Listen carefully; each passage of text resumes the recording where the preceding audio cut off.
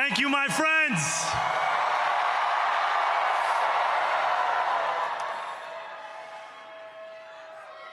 The sun may have set over our city this evening, but as Eugene Debs once said, I can see the dawn of a better day for humanity.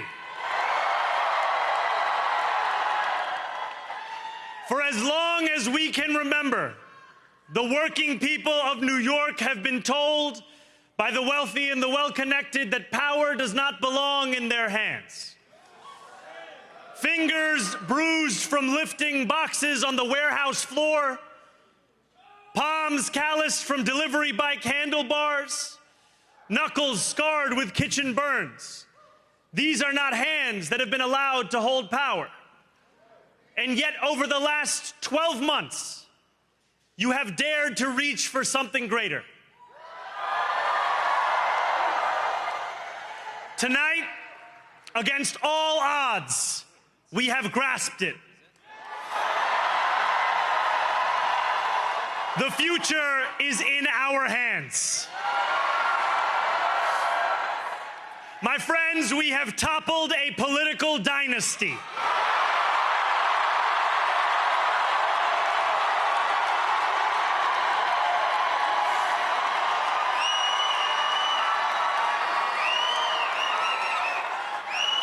I wish Andrew Cuomo only the best in private life. But let tonight be the final time I utter his name as we turn the page on a politics that abandons the many and answers only to the few.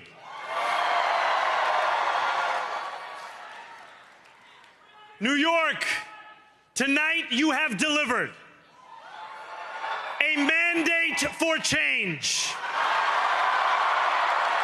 a mandate for a new kind of politics, a mandate for a city we can afford, and a mandate for a government that delivers exactly that. On January 1st, I will be sworn in as the mayor of New York City.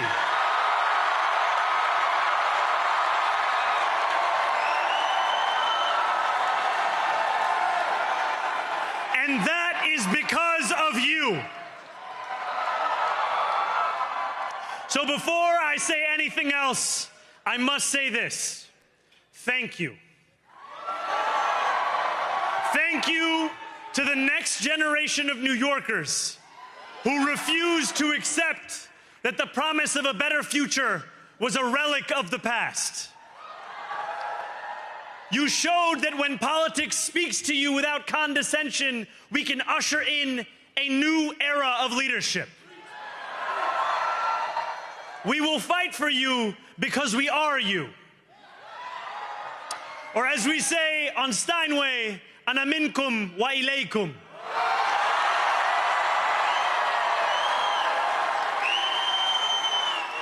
Thank you to those so often forgotten by the politics of our city who made this movement their own. I speak of Yemeni bodega owners and Mexican abuelas, Senegalese taxi drivers and Uzbek nurses, Trinidadian line cooks and Ethiopian aunties. Yes, aunties. To every New Yorker in Kensington and Midwood and Hunts Point, know this. This city is your city, and this democracy is yours too. This campaign is about people like Wesley, an $11.99 organizer I met outside of Elmhurst Hospital on Thursday night. A New Yorker who lives elsewhere, who commutes 2 hours each way from Pennsylvania because rent is too expensive in this city. It's about people like the woman I met on the BX 33 years ago, who said to me, I used to love New York, but now it's just where I live. And it's about people like Richard, the taxi driver I went on a 15-day hunger strike with outside of City Hall, who still has to drive his cab 7 days a week. My brother, we are in City Hall now.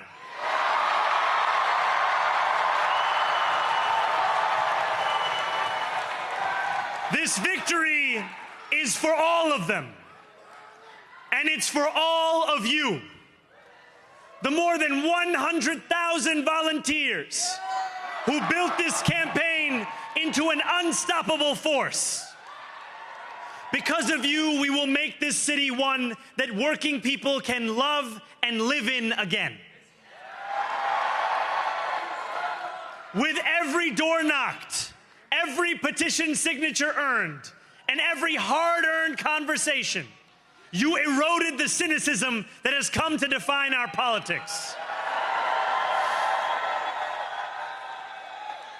Now, I know that I have asked for much from you over this last year. Time and again, you have answered my calls. But I have one final request. New York City, breathe this moment in.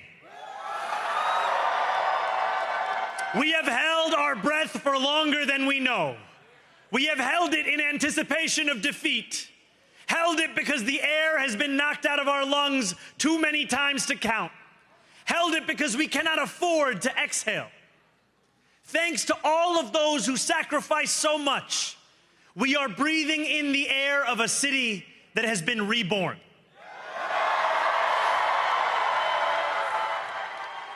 To my campaign team, who believed when no one else did,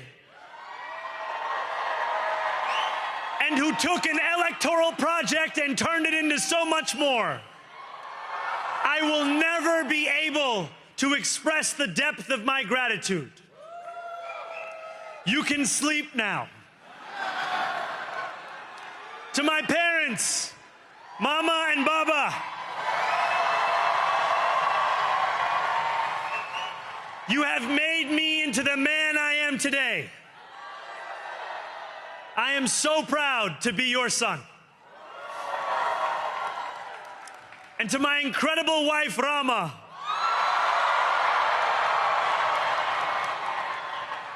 Hayati, there is no one I would rather have by my side in this moment and in every moment. To every New Yorker, whether you voted for me, for one of my opponents, or felt too disappointed by politics to vote at all, thank you for the opportunity to prove myself worthy of your trust. I will wake each morning with a singular purpose: to make this city better for you than it was the day before. There are many who thought this day would never come, who feared that we would be condemned only to a future of less, with every election consigning us simply to more of the same. And there are others who see politics today as too cruel for the flame of hope to still burn.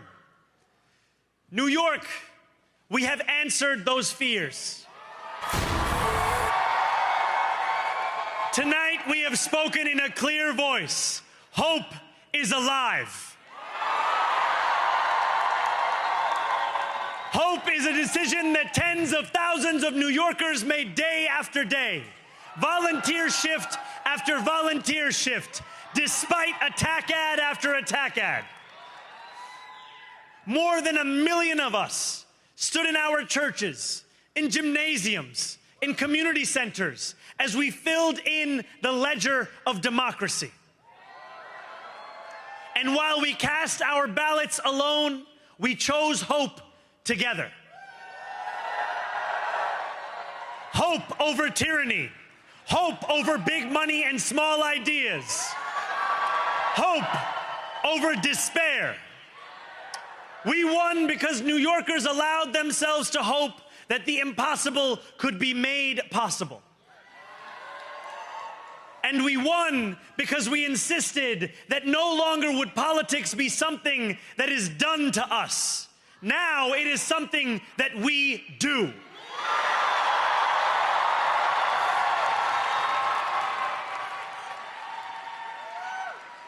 Standing before you, I think of the words of Jawaharlal Nehru.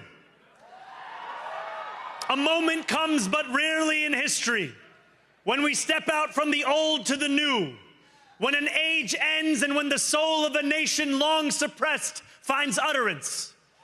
Tonight we have stepped out from the old into the new. So let us speak now with clarity and conviction that cannot be misunderstood about what this new age will deliver and for whom. This will be an age where New Yorkers expect from their leaders a bold vision of what we will achieve, rather than a list of excuses for what we are too timid to attempt. Central to that vision will be the most ambitious agenda to tackle the cost of living crisis that this city has seen since the days of Fiorella LaGuardia.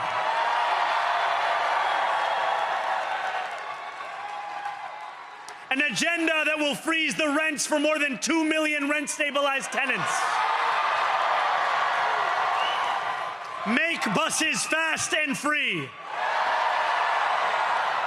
And deliver universal childcare across our city. Years from now, may our only regret be that this day took so long to come.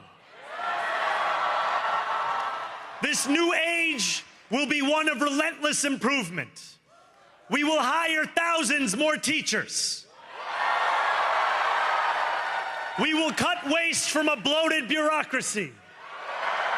We will work tirelessly to make lights shine again in the hallways of NYCHA developments where they have long flickered. Safety and justice will go hand in hand as we work with police officers to reduce crime and create a department of community safety that tackles the mental health crisis and homelessness crises head on. Excellence will become the expectation across government, not the exception. In this new age we make for ourselves, we will refuse to allow those who traffic in division and hate to pit us against one another. In this moment of political darkness, New York will be the light. Here, we believe in standing up for those we love. Whether you are an immigrant, a member of the trans community, one of the many black women that Donald Trump has fired from a federal job, a single mom still waiting for the cost of groceries to go down, or anyone else with their back against the wall, your struggle is ours too. And we will build a city hall that stands steadfast alongside Jewish New Yorkers and does not waver in the fight against the scourge of anti-Semitism. Where the more than 1 million Muslims know that they belong. Not just in the 5 boroughs of this city, but in the halls of power. No more will New York be a city where you can traffic in Islamophobia and win an election.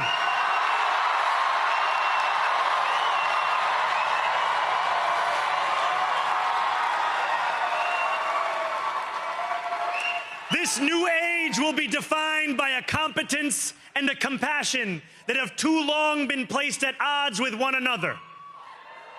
We will prove that there is no problem too large for government to solve and no concern too small for it to care about.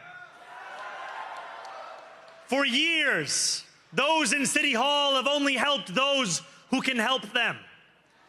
But on January 1st, we will usher in a city government that helps everyone.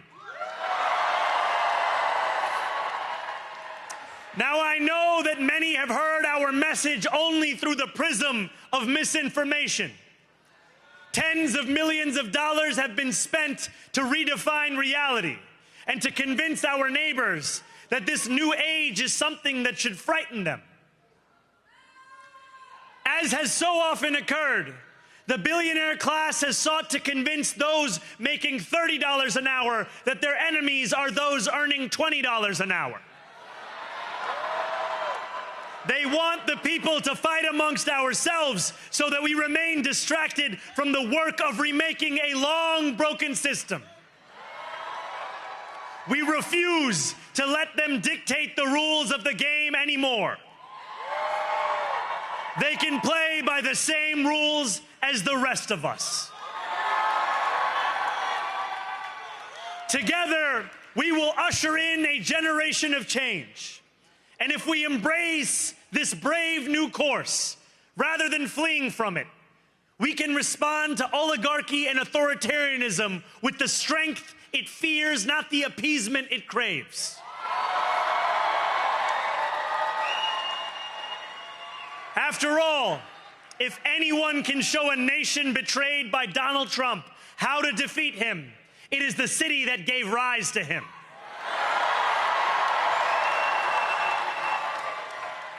And if there is any way to terrify a despot, it is by dismantling the very conditions that allowed him to accumulate power. This is not only how we stop Trump, it's how we stop the next one. So, Donald Trump, since I know you're watching, I have 4 words for you. Turn the volume up.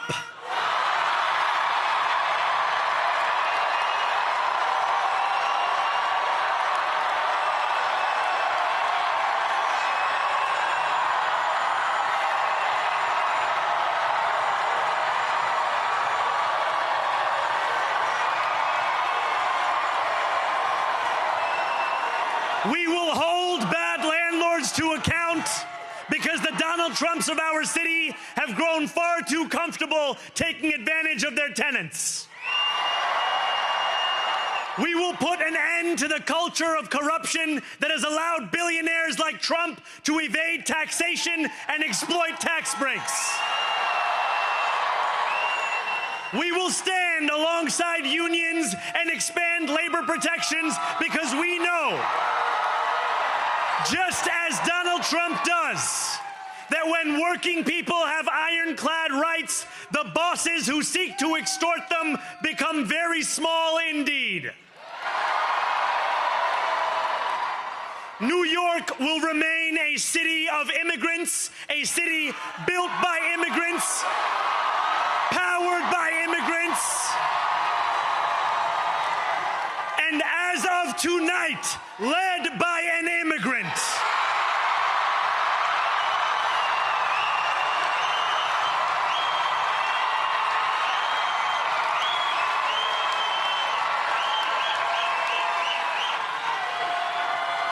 So hear me, President Trump, when I say this.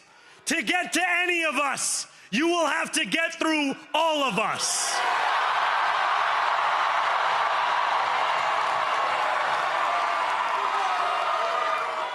When we enter City Hall in 58 days, expectations will be high. We will meet them. A great New Yorker once said that while you campaign in poetry, you govern in prose. If that must be true, let the prose we write still rhyme, and let us build a shining city for all. And we must chart a new path, as bold as the one we have already traveled. After all, the conventional wisdom would tell you that I am far from the perfect candidate. I am young, despite my best efforts to grow older. I am Muslim. I am a democratic socialist. And most damning of all, I refuse to apologize for any of this. And yet, if tonight teaches us anything, it is that convention has held us back. We have bowed at the altar of caution, and we have paid a mighty price. Too many working people cannot recognize themselves in our party. And too many among us have turned to the right for answers to why they've been left behind. We will leave mediocrity in our past. No longer will we have to open a history book for proof that Democrats can dare to be great. Our greatness will be anything but abstract. It will be felt by every rent-stabilized tenant who wakes up on the first of every month, knowing the amount they're going to pay hasn't soared since the month before. It will be felt by each grandparent who can afford to stay in the home they have worked for, and whose grandchildren live nearby because the cost of childcare didn't send them to Long Island. It will be felt by the single mother who is safe on her commute and whose bus runs fast enough that she doesn't have to rush school drop-off to make it to work on time. And it will be felt when New Yorkers open their newspapers in the morning and read headlines of success, not scandal. Most of all, it will be felt by each New Yorker when the city they love finally loves them back. Together, New York, we're going to freeze the... Together, New York, we're going to make buses fast and... Together, New York, we're going to deliver universal... Let the words we've spoken together, the dreams we've dreamt together, become the agenda we deliver together.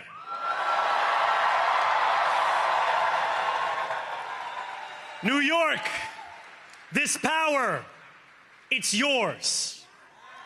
This city belongs to you. Thank you.